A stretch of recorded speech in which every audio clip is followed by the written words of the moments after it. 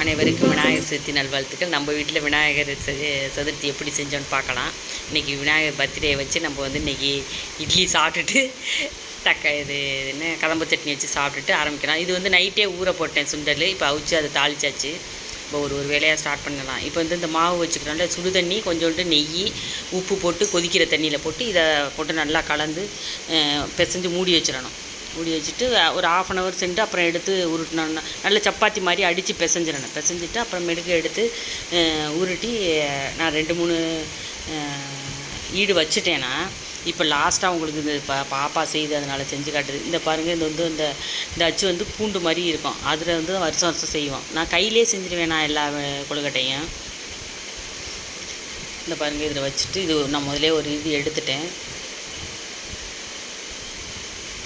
நல்லா சாஃப்டாக இருக்கும். இது நல்லா நம்ம வந்து சுடு தண்ணியை கொதிக்க வச்சுட்டு அதில் நெய் ஊற்றிட்டு கொஞ்சோண்டு உப்பு தேவையான அளவு, இல்லை நெய் ஊற்றலாம், இல்லைனா தேங்காய் எண்ணெய் ஊற்றலாம். ஊற்றி நல்லா பிசைஞ்சு அமுக்கி வச்சுட்டு ஒரு 1/2 hour சென்று அப்புறம் மெழுகு எடுத்து அடித்து சப்பாத்தி மாவு பிசைஞ்சு வச்சுட்டோம்னா ரொம்ப சாஃப்டாக இருக்கும். எவ்வளோ அப்படியே நம்ம நைஸாக தட்டணுன்னாலும் தட்டலாம். இந்த பாருங்கள், நான் அவிச்சு எடுத்துட்டேன். இந்த இட்லி ஆவியில் அவிச்சு செய்கிற இது கூட நல்லா ரொம்ப நல்லது, ரொம்ப நல்லா உடம்புக்கு நல்லா ஆரோக்கியம் கொடுக்கும். இந்த பாருங்கள், நான் தாளித்து வச்சுட்டேன். இது ஃப்ரூட்ஸ் கொஞ்சம் பொரி அவல் வாங்கலை. இங்கே பாருங்கள், இந்த விநாயகர் சூப்பரான விநாயகர். காதில் இருக்குது பாருங்கள், அது வந்து பிங்க் கலர் பெயிண்ட். அது இந்த வாட்டி நாங்கள் இல்லைன்னா களிமண்ணோட வாங்கிட்டு வந்து நாங்கள் டெக்கரேஷன் பண்ணுவோம். இந்த வாட்டி அதுவே கோல்டு கோட்டிங் கொடுத்துருக்காங்க. இதெல்லாம் வாங்கலை, எருக்கம்பூ மாலையெல்லாம் வாங்கலை. இங்கெல்லாம் சாமியை க்ளீன் பண்ணி டைம் ஃபுல்லாக இதிலே போயிடுச்சு. சமையல்லாம் ஆகலை. இதை சாமி கும்பிட்டுட்டு கொழுக்கட்டையை வச்சு சாமி கும்பிட்டு இங்கே பாருங்கள், இது வந்து இந்த அச்சு வந்து இந்த மாவுக்கு வந்து ஃப்ரீயாக கொடுத்தாங்க. அந்த அச்சில் எனக்கு செய்ய வரல, 2 தான் செஞ்சோம். மற்றதெல்லாம் கையிலே செஞ்சுட்டேன் நான். இதெல்லாம் எங்கள் ஊர்லெலாம் இந்த பூசண மரத்து இலை இருக்குல்ல, அதில் வச்சு செய்வோம். அந்த பூசண மரத்து இலையில் நிறையா மருத்துவ குணம் இருக்குது. அந்த இலையோட இது வந்து அந்த எசன்ஸ் வந்து இந்த கொழுக்கட்டையில் இறங்கி நம்மளுக்கு ரொம்ப உடம்புக்கு ரொம்ப நல்லது. இது பாருங்கள், அப்படியே வச்சிட வேண்டியதான். ஏன்னா மாவு ஏற்கனவே சுடு தண்ணியில் வெந்திருக்குல்ல, அதனால் டக்குன்னு வெந்துடும், உடனே எடுத்துடலாம். இங்கே பாருங்கள் எவ்வளோ அழகாக இருக்காரு. நான் அந்த எருக்கம்பூ மாலை வாங்கலை இந்த வாட்டி.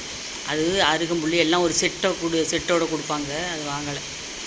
இந்த சாமந்தி பூ தான் வச்சுருக்கோம்ல, அதனால் விட்டாச்சு. அவருக்கு இந்த சோளம் இந்த கம்பெல்லாம் வாங்கலை, அது கிடைக்கல எனக்கு.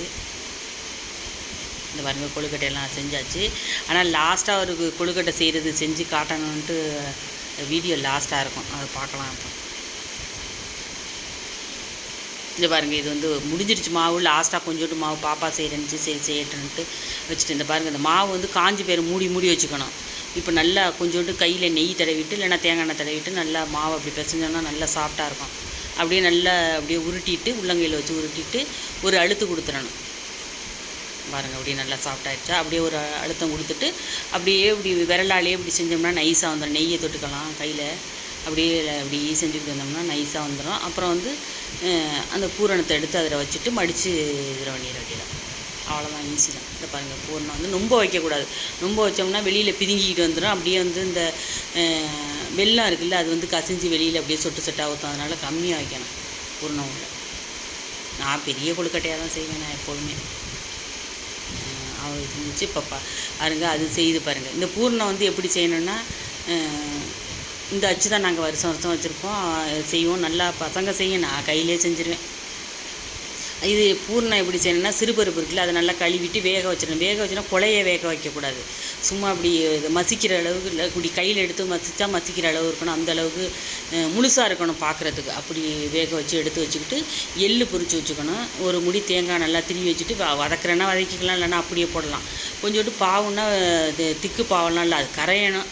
இதெல்லாம் போட்டு அந்த பாசிப்பயிறு, அது என்ன எள்ளு தேங்காய் இது எல்லாம் போட்டுட்டு ஏலக்காய் 2 தட்டி போட்டுட்டு அப்படியே அந்த இதிலே கொஞ்சம் திக்காகிற வரையும் அந்த சூடுலேயே போட்டு கலரணும். அந்த பாவில் நல்லா திக்கானோடனே ஸ்பூனில் அள்ளி வைக்கிற அளவுக்கு திக்கானோடனே நிறுத்திட்டு அதை எடுத்து வச்சுக்கிட்டு இப்போ இதெல்லாம் அந்த மாவு, இந்த மாவு இருக்குல்ல, அதை அப்படியே செஞ்சுட்டு உள்ளே வந்து பூரணத்தை எடுத்து வச்சிட வேண்டியது. எடுத்து வச்சுட்டு மேலே கொஞ்சோண்டு மாவு போட்டு மூடிட்டா இது நல்லா இந்த வெங்காயம் பூண்டு மாதிரி இந்த இது இருக்கும், நல்லாயிருக்கும். அது நான் கடைன்னு செஞ்சிடுவேன். சரி விடட்டும், செஞ்சு பார்க்கட்டும்ன்ட்டு விட்டுருக்கேன்.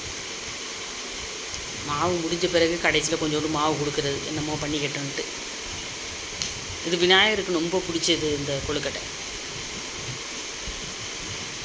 இப்போ எங்கள் ஊரில் எல்லாம் விநாயகர் வீட்டுக்கு வீடு வர்றாரு, நல்லா பண்ணுறாங்க. இங்கேயும் நம்மளுக்கு சாயந்தரமாக வருவார். எல்லா தெருவுக்கும் போவோம், நம்ம தெருவுக்கும் வருவாங்க. வந்துட்டு கடைசியில் கோயிலுக்கு கொண்டு போயிடுவாங்க. மாட்டு வண்டி இருக்குல்ல, அதில் கொண்டுக்கிட்டு வருவாங்க. இங்கே பாருங்கள், நான் பெரிய கொழுக்கட்டையாக தான் செய்கிறது. இங்கே பாருங்கள், அழகாக வந்துடுச்சு. இது ரொம்ப அழகாக இருக்குது. இதில் செஞ்சனால லேட்டாக வந்துட்டு நான் கையிலே செஞ்சுருவேன். இது பசங்க 1-2 செஞ்சுக்கிட்டு இருக்குங்க. இங்கே பாருங்கள், சூப்பராக இருந்துச்சு. பூண்டு மாதிரியே இருக்குல்ல. அவ்வளோதான், முடிஞ்சிச்சு. பாருங்கள், இது விநாயகருக்கு நம்ம சாமி கும்பிட்டுருவோம். இதுதான் விநாயகர் சதுர்த்தி தான் ஃபஸ்ட்டு வரும் நம்மளுக்கு. இந்த விசேஷங்களில் ஃபஸ்ட்டு வரும். அடுத்தடுத்து எல்லா பண்டிகையும் வரும். அப்புறம் வந்து இந்த கொலு வைக்கிறது, தீபாவளி, இப்படி வரிசையாக வரும். ஃபஸ்ட்டு விநாயகரோட பர்த்டே தான் ஃபஸ்ட்டு. பாருங்கள், சாமி கும்பிடுவோம்.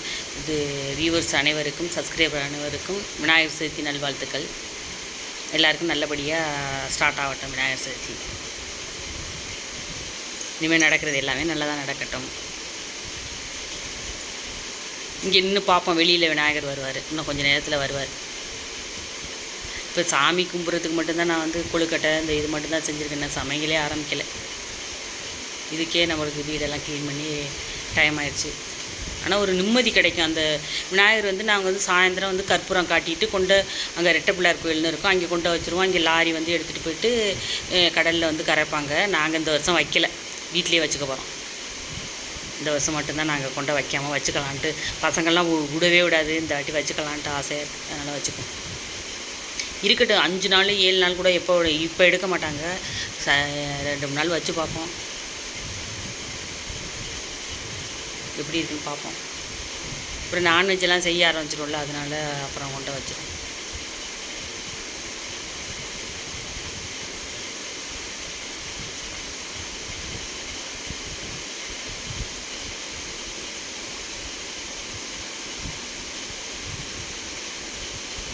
சாமி கும்பிட்டு வாங்க, கொழுக்கட்டை சாப்பிட்லாம்.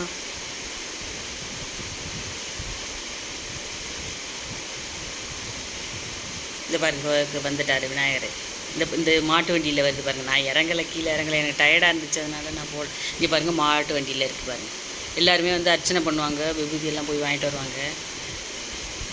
நம்ம வாசலில் தான் நிற்கிறார். அப்படியே எல்லா தெருவுக்கும் போயிட்டு அப்புறம் கோயிலுக்கு போயிடுவார்.